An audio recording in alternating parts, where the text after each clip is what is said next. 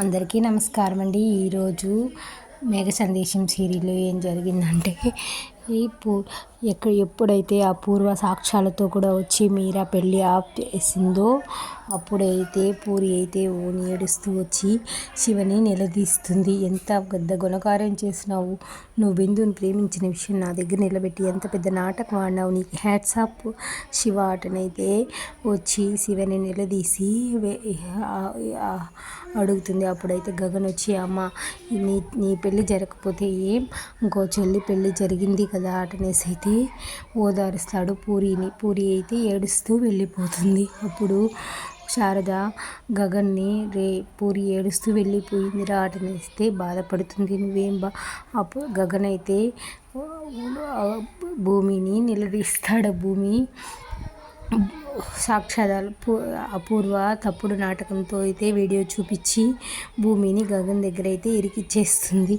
భూమి ఇదంతా నాటకం రాటనైతే కృష్ణప్రసాద్ గగన్ని అడుక్కుంటాడు. కానీ నువ్వు నిలుపు, నీ మాటలు, నువ్వేం పెద్ద మనిషి కాదు, నీ మాటలు వినే ఓపిక ఎవరికి లేదు అని అయితే భూమిని నిలదీస్తాడు. చెప్పు భూమి, నువ్వు పూరి బిందు శివలు ప్రేమించుకునే విషయం నీకు తెలిసింది కదా, ముందుగానే అయితే చెప్పు అంటాడు.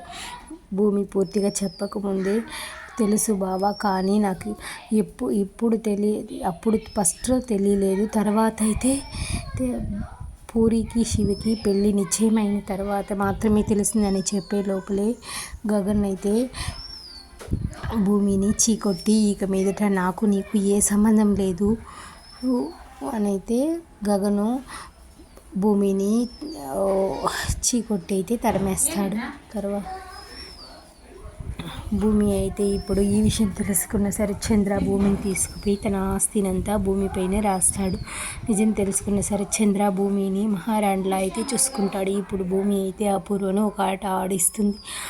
తాళం చెవులు భూమి దగ్గర తీసుకొని అపూర్వ చెంప పగలగొడుతుంది.